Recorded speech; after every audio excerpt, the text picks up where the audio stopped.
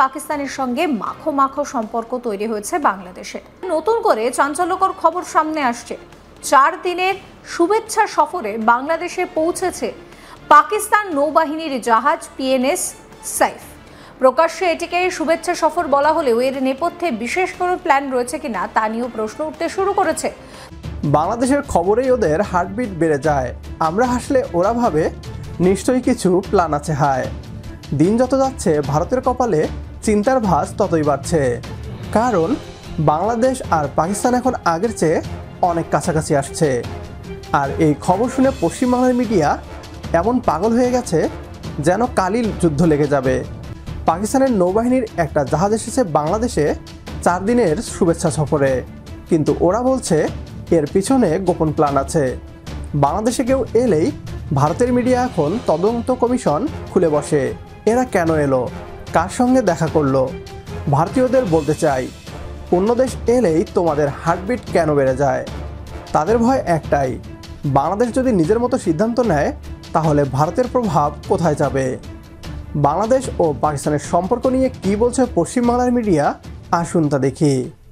মোহাম্মদ ইউনূস ও তাঁর অন্তর্বর্তী সরকারের আমলে বাংলাদেশের কি অবস্থা তার নতুন করে বলার অপেক্ষা রাখে না। সময় যত এগিয়েছে ততই ওই দেশে দৌরাত্ম্য বেড়েছে মৌলবাদীদের।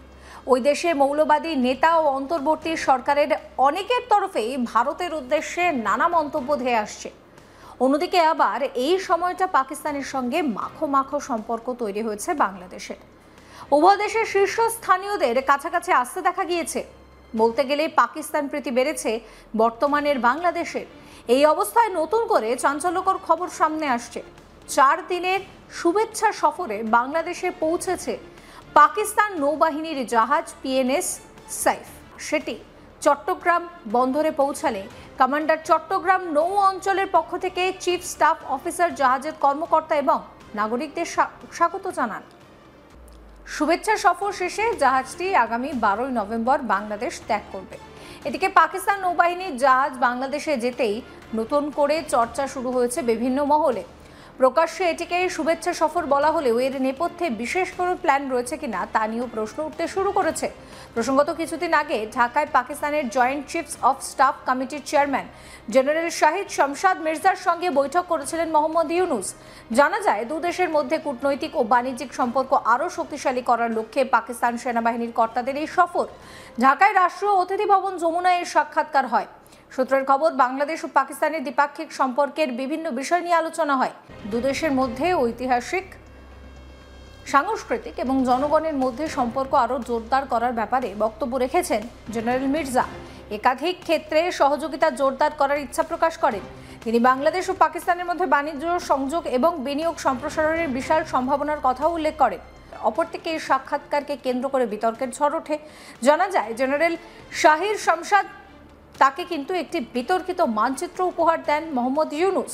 সেই মানচিত্রে ভারতের অসম এবং অন্যান্য উত্তর পূর্বের রাজ্যগুলিকে বাংলাদেশের অংশ হিসেবেও দেখানো হয়েছে। প্রচ্ছদে বাংলাদেশের একটি ম্যাপ দেখানো হয়েছে যেখানে ভারতের উত্তর পূর্বের 7টি রাজ্যকে বাংলাদেশের অংশ হিসেবে দেখানো হয়েছে। উল্লেখ্য, ইউনূসের মুখে ভারতের উত্তর পূর্ব রাজ্যগুলির কথাই প্রথম নয়। বিগত কয়েক মাস ধরেই নোবেলজয়ী নেতা বিভিন্ন জায়গায় যখন সফর করেছেন বারবার এই 7 সিস্টার্সের কথা তিনি বলেছেন। চীন সফরের সময় ইউনূস বলেছিলেন যে ভারতের উত্তর পূর্বের রাজ্যগুলি স্থল বেষ্টিত। বাংলাদেশ এখন কারো ছায়া নয়। আমাদের পররাষ্ট্রনীতি একটাই, বন্ধুত্ব সবার সঙ্গে, কিন্তু পরাধীনতা কারো সঙ্গে নয়। পাকিস্তান হোক কিংবা চীন অথবা সেটা আমেরিকা, বাংলাদেশ নিজের স্বার্থেই সম্পর্ক গড়বে। এতে যদি ভারতের ঘুম উড়ে যায় তাহলে আমাদের করার কিছুই নেই। বাংলাদেশের কূটনীতি এখন বাঘের মতো চুপচাপ থাকে, কিন্তু যখন নড়ে তখন পুরো দুনিয়া তাকিয়ে থাকে। প্রিয় দর্শক, আপনাদের মতে বাংলাদেশ ও পাকিস্তানের সম্পর্ক নিয়ে ভারতের এমন ভয় পাওয়ার কারণ কি? কমেন্ট বক্সে জানিয়ে দিন আপনার গুরুত্বপূর্ণ মতামত। সেই সাথে অনেক বেশি করে লাইক এবং শেয়ার করুন। দেখিয়ে দিন বাংলাদেশ এখন আগের চেয়ে অনেক বেশি সচেতন। আজকের ভিডিও এ পর্যন্তই।